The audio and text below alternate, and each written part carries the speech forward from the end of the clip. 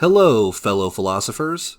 In the last video, we talked about the JTB account of knowledge, which is the view that says knowledge is justified, true belief.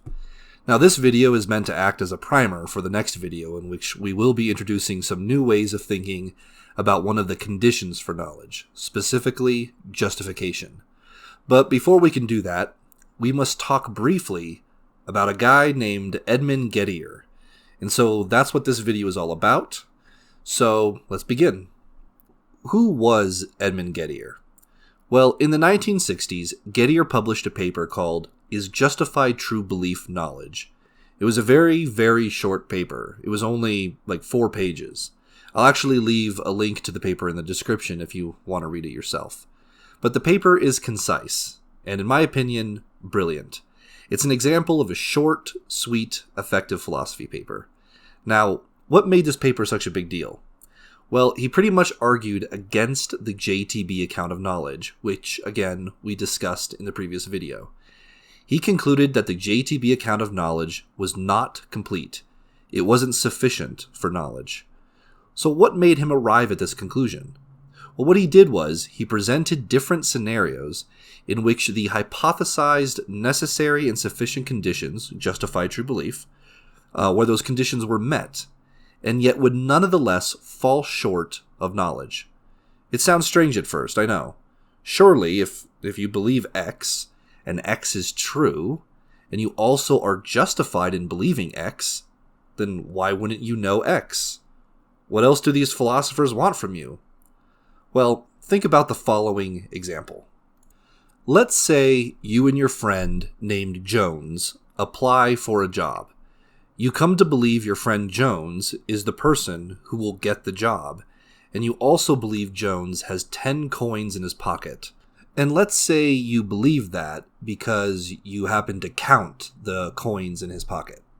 For whatever reason or however you did that, that can just be a mystery.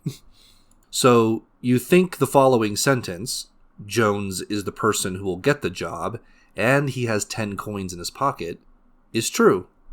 Now this implies that the person with 10 coins in their pocket will get the job. So you think, you know the person with 10 coins in their pocket will get the job. But why do you think that?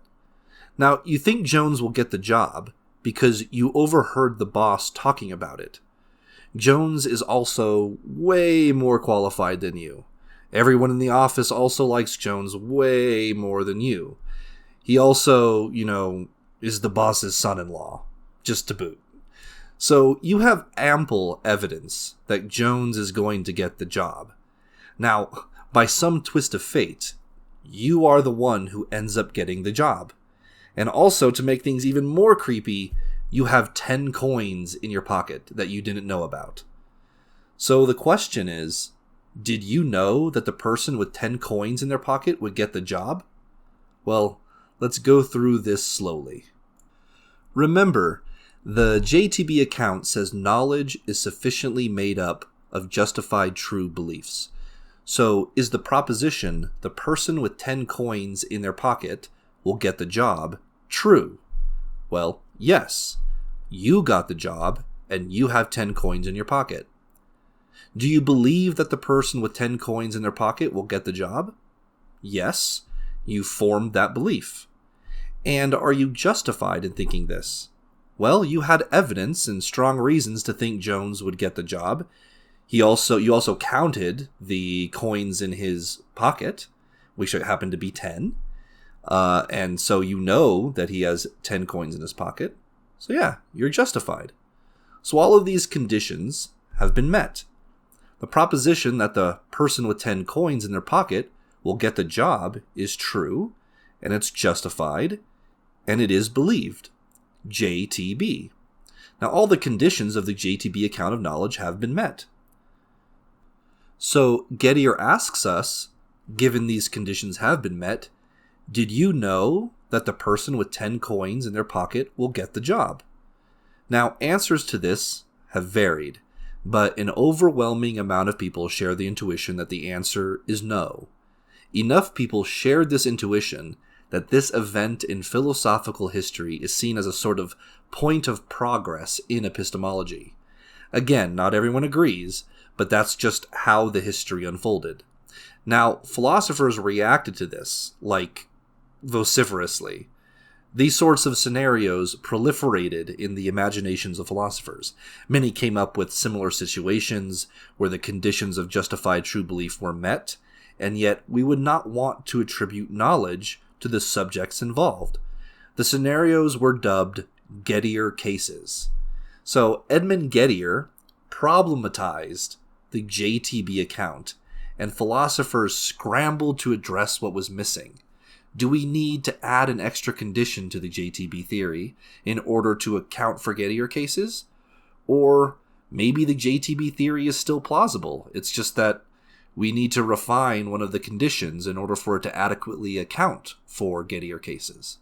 So there are many ways you can respond to Gettier.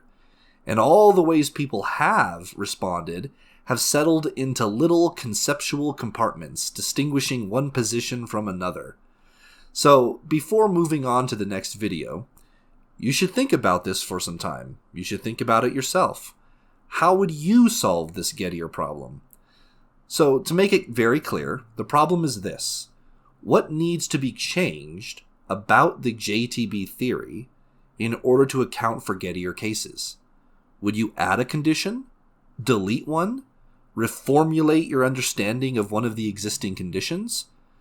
Think about how you would fix the JTB account. Or would you just get rid of it and start all over? Think about it and let me know in the comments.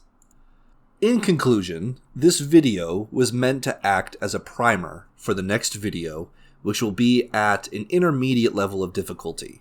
The next video will talk about the distinction between internalism and externalism. Now that distinction is one which is a result of reanalyzing the relationship between knowledge and true belief, and focusing in on the notion of justification. And so hopefully this video on Gettier cases helps put such a distinction into an understandable context.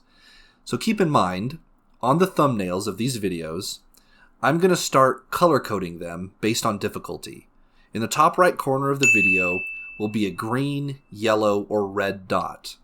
Green means introductory or basic. So in those kind of videos, I'll explain the words I use, introduce new concepts and vocabulary, and explain more. Yellow is going to be intermediate. In those videos, I assume you've watched, a couple green level videos, and so I won't be explaining some of the terms, though it should be still understandable to a general audience. A red circle indicates advanced. Those videos will be rare, but when they do occur, I will assume a great deal from you. In those videos, we will be looking at minutiae that only weirdos like me would care about. So keep an eye out for those colors and watch freely.